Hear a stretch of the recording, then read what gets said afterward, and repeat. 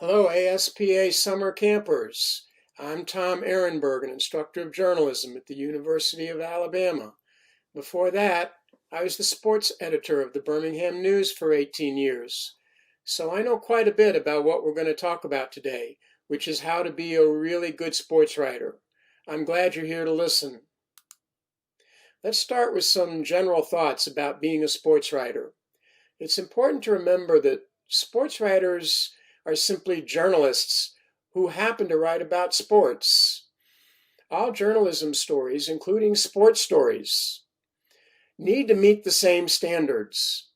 They need to be accurate, neutral, fair, balanced, and clear. A good journalist, including a good sports writer, should be able to write about any subject. Look what's happening now. With no live sports to write about, what are sports writers doing? They're writing news stories about protests, the pandemic. You will need the skills to write any kind of journalism story. But there are some ways that sports writing is different from other kinds of journalism. Let's talk about those. First of all, the immense reader popularity. Now, is sports as important in the world as some of the major news stories of the day? No, I don't think so. But still, sports matters to a lot of people. You won't have any trouble finding a really big audience for your work, and that's a great thing. Also, there's great opportunities for storytelling in the world of sports. You can write about winners and losers and stars and bench warmers and heartbreak and overcoming adversity and personal stories and emotional stories. It's really a goldmine of wonderful opportunities for storytelling. It's one reason that sports writers are among the very best storytellers in journalism. Now, there's some other aspects to sports writing that maybe you like, maybe you don't. Deadlines. There are so many deadlines. Once that game gets over, you better hurry and get your story done because readers are waiting for you to post it online. Deadlines can be very stressful. But if you work at it, you can learn to handle stress and you can learn to handle deadlines. Sports writing also has a lot of travel. Now, you may think that's a good thing, the chance to travel around the state or around the region or maybe even around the nation, covering events. Maybe some of those events will turn out to be historical. It's a lot of fun, but it can also be very time-consuming and very draining. It's just something to understand about the world of sports. Let's get a little more specific now about how to be a really good sports writer. I have some advice for you. Let's talk about getting started. How do you learn to be a sports writer? Well, you got to practice, like anything. You got to practice your writing.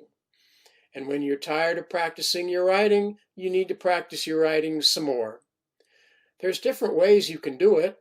If you're lucky enough to have a high school newspaper, you should definitely join the newspaper and see what assignments you can get writing sports or anything else for your high school paper. If you don't have a high school paper, there are still some options. You can still go to events and games and pretend you're writing for someone and write a real game story. Now, you may not be able to get access for interviews, but still, that's good practice. Go places and pretend and write a real story, even if no one's going to see it. Now, if you don't want to go places, it can also work to watch events on television, or maybe there's some video online of live games or old games. Watch those and pretend you're doing a story for real and write a story. Those are all good ways to practice. So practicing your writing is the best way, but another good way is to read stories written by professional sports writers. See how they do it. See their style. See the angles that they choose for their stories. See who they interview. By reading a lot of good professional sports writing, you pick up tricks and tips and techniques that maybe you want to try. I like to read The Athletic, USA Today, Yahoo Sports. I also think it's a good idea to read the sports writers in your local hometown professional media. So read a lot of sports. Between reading and writing, that's how you get better. Let's say you're on the job. Maybe it is for your high school paper, or maybe it's a few years from now, it's for a college paper, or maybe it's a few years later and you're writing for a professional organization. What are some tricks that I can offer for being a really good sports writer when you're on the job? Well, you got to work hard and you got to show up at games and at practices. The more you go to games and practices of the teams that you're responsible for writing about, the more you get to know the coaches and the players. And equally important, the more they get to know you. And it makes it easier to find good stories. It makes it easier for coaches and players to talk to you and to get interviews. So you show your face a lot, they respect that you're working hard. And when you are there, ask a lot of questions. It's okay if you don't know something, don't be embarrassed. It's better to maybe look a little dumb when you're working on a story than to make a mistake after the story's already been published. So ask a lot of questions. It's okay. Now, one bit of caution. With everything that's going on in the world today, for right now you have to practice safety. Yes, it's good to go to games and go to practices and do a lot of interviews, but you have to practice safety, at least until the pandemic is over. So wear a mask and stay at least 6 feet apart until further notice. Let's talk about some more advice that I have for you on how to be a really good sports writer. It's really important that you don't just write about what happens on the field or on the court. As I said earlier, sports writing offers many great storytelling opportunities. There are many excellent human interest stories that you can find if you look for them. That's why it's good to know the coaches and the players, because you might find a personal story that is worth your reader's time. This is a picture of Malcolm Jenkins, now of the New Orleans Saints, just for an example. Malcolm Jenkins is very active in numerous political causes. That could be a very interesting human interest story for you to write about. So, think outside the box. Your story ideas shouldn't just come from within the court and within the field. Think outside the box. Look for interesting stories from off the field and off the court. Know the rules. That's pretty important because you never know when you're going to have to know the rules. There could be something that happens in a game, and all of a sudden, you need to know the rules in order to explain what just happened. Let's take a football game, for example. Maybe there's a controversial call about targeting. Well, you have to know what the rule is on targeting. It could be a very important aspect of the story that you're writing. So know the rules. Statistics are always good, but sometimes sports stories have too many statistics. You should really look for the meaningful statistics, the numbers that help to explain why something happened in a game, why the outcome was what it was. You don't want to overload the reader with all the statistics, just the ones that mean something. Let's try an exercise in that regard. Here's a basketball box score that I made up. What I want you to do is pause the video, look over this box score, and write down 2 or 3 statistics that you think are meaningful, that help explain why East won the game and West lost the game. Write those down.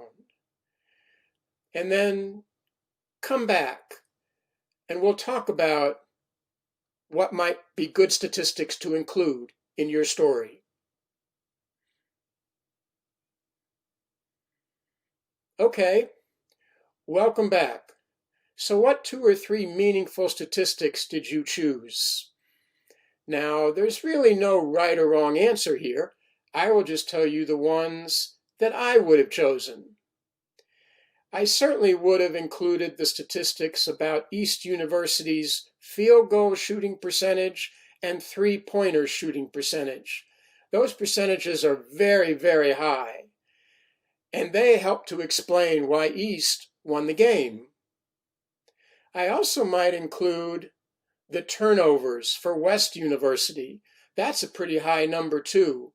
I think that helps to explain why West lost the game. Would I have put in any other numbers? Probably not. You can, but I want to remind you to limit your statistics to those that are meaningful in explaining the outcome of a game. Let's talk about some more advice for how to be a really good sports writer. No cliches in your writing or your quotes.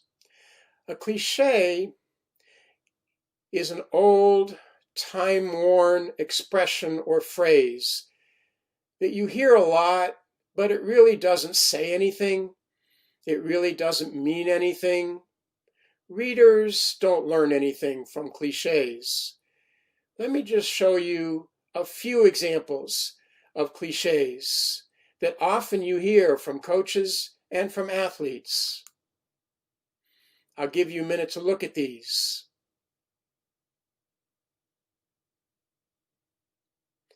These really do not add very much to a story at all. They're a lot of hot air. They're not insightful. They're not specific. You really don't want any of these or any other cliches in your writing or in your quotes. Try to ask questions, specific questions, that force a coach or force an athlete to be more specific. Well, coach, your team was out-rebounded 40-20. Why was that? That'll get you a much better answer than a cliche. Or, coach, why did you put so many men on the line of scrimmage? That's a question that will force a specific answer, not one of these cliches. Watch out for those and get rid of them.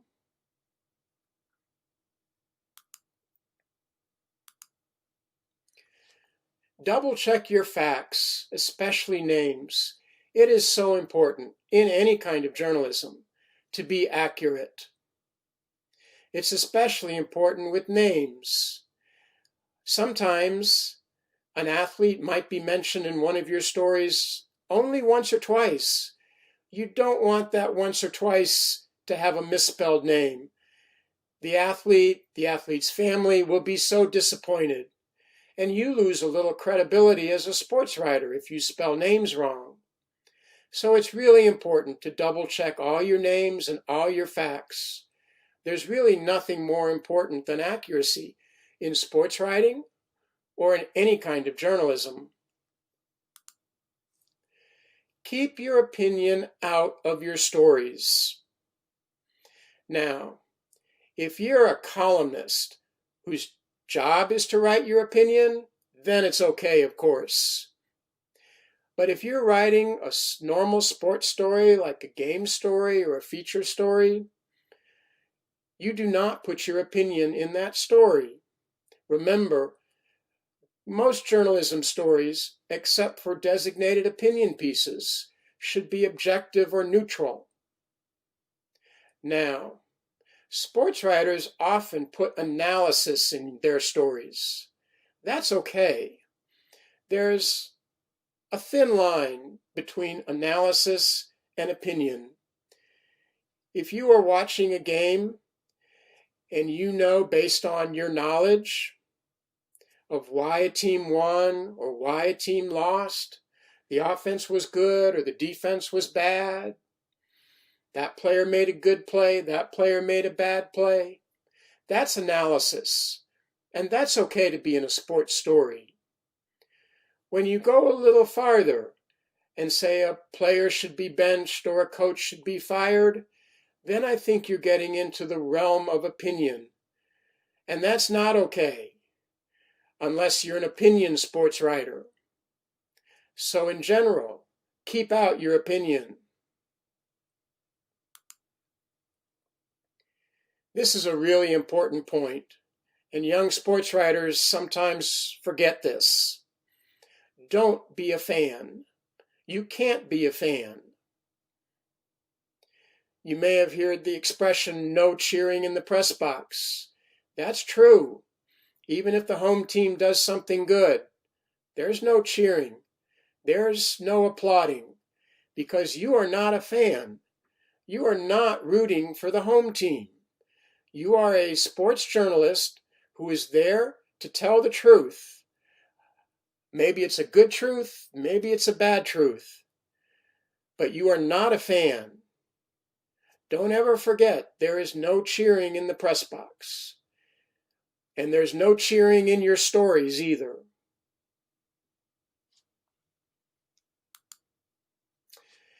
I'd like to talk more specifically about one particular kind of sports story, and that's the game story.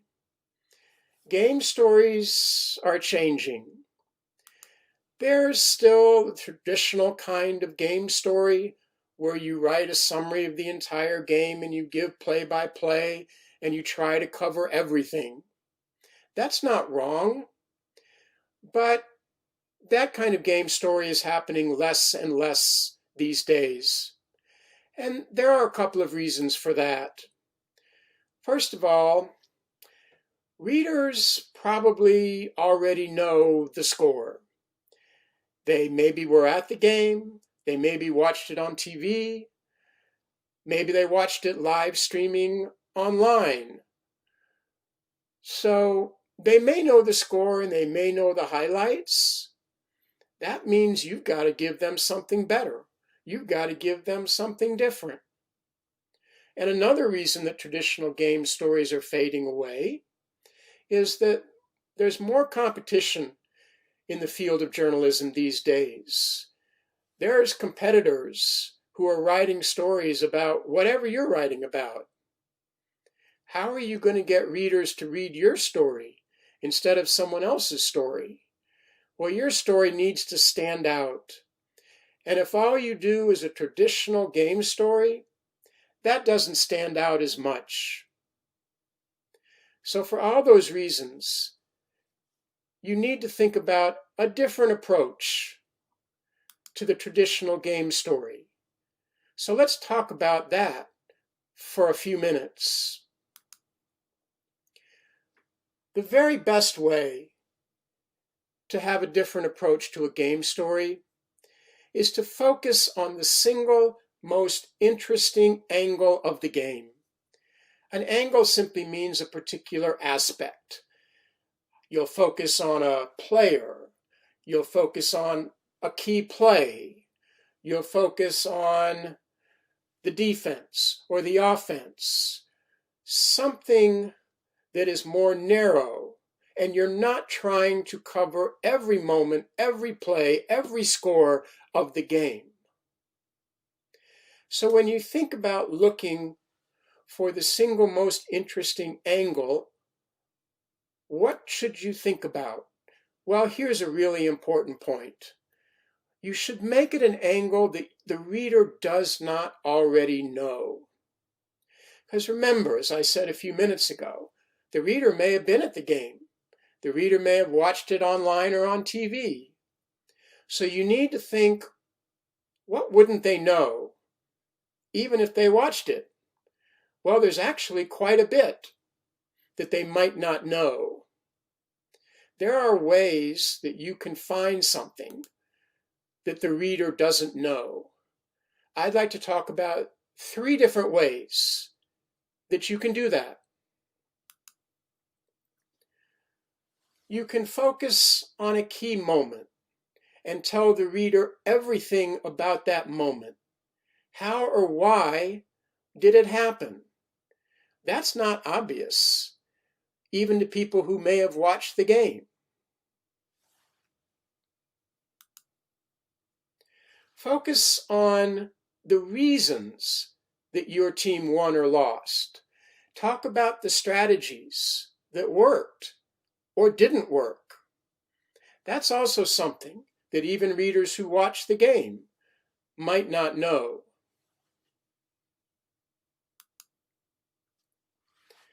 Or you can find a personal story connected to the game.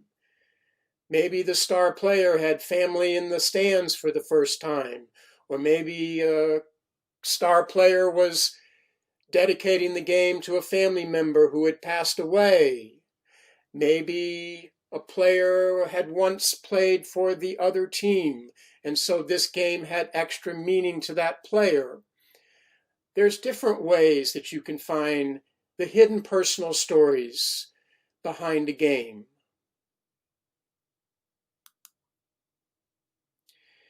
Now, once you have thought of an angle to focus on, an angle that readers don't know, that's still only half the battle. Now you have to develop it with your reporting. By developing an angle, I mean you have to elaborate on it. And there's different ways that you can elaborate. And the best way is to use your observations. You have to pay attention.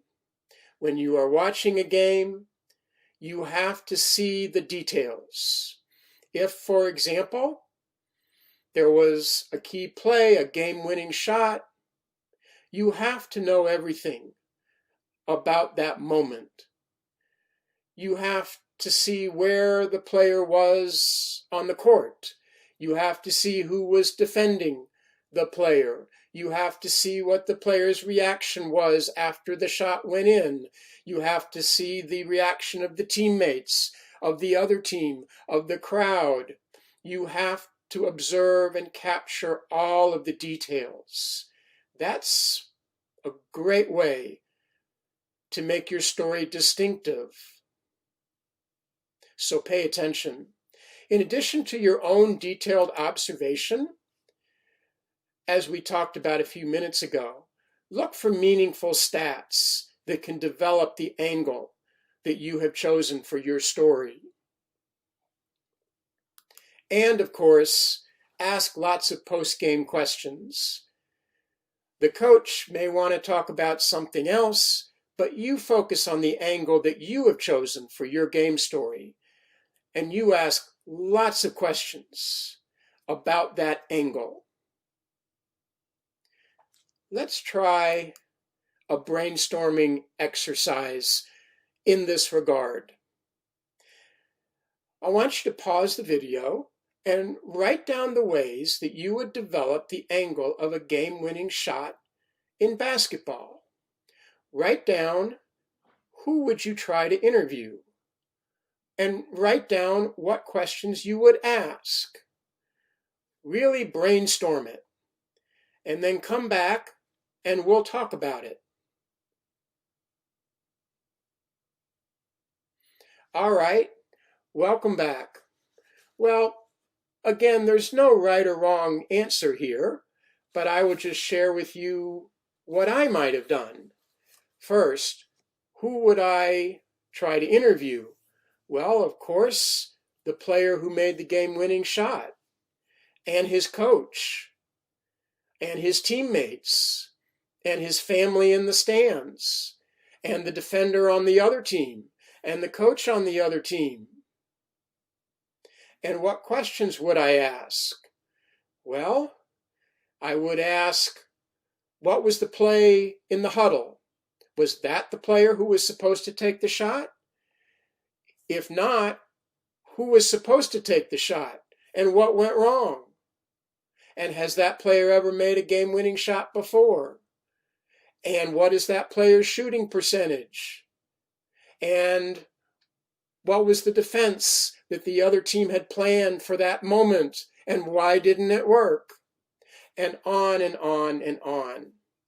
Brainstorm questions and people that will allow you to develop the angle that you have chosen for your game story. I want to share with you a few paragraphs of a game story that I think does everything that we have been talking about. It uses very detailed observation, a few meaningful stats, and a few interviews to provide an angle, to focus on a single angle that the reader, not even the readers who were at the game, would necessarily know. Tell me something I don't know. This story does a very good job of that. I'd like you to take just a few moments and read these first few paragraphs. You can pause the video if you'd like to. All right, welcome back. So, in summary, the secret to writing a game story that everyone will want to read is to focus on one great angle that nobody knows it, and you develop it through your reporting.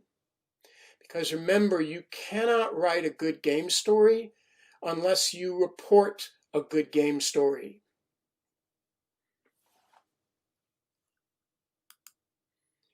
Well, let's wrap up what we've been talking about today on how to be a really good sports writer. A few more important points that I really want to make. It's really important to remember that not all of your stories should come from games and features. A good sports writer will look for serious sports issues to write about, because the world of sports is not all fun and games. There are many serious issues that need to be written about in the world of sports. Look at what's going on right now. There's a great issue to be written about on whether it's safe to even bring back sports right now in the middle of a pandemic. And of course, there's many other serious issues that a good sports writer will pay attention to. Concussions, for example. Performance-enhancing drugs, for example. Whether college athletes should be paid. On and on. So think outside the box. Think outside the lines. Don't limit your stories to just the games. And it's important to remember that if you want to be a sports writer, it's okay that you like sports, and it's okay that you know a lot about sports. But that's not enough. Remember, you must learn the skills of journalism. You must learn to be a very good reporter. You must learn to be a very good writer. Because remember what we said when we started. A sports writer is a journalist who just happens to write about sports. So work on all of your journalism skills. Hey everyone, thank you very much for listening. I hope you have a great rest of the summer camp, and maybe I will see you someday at the University of Alabama, and even if I don't, that's fine. Good luck, everyone, and thank you for listening. Bye.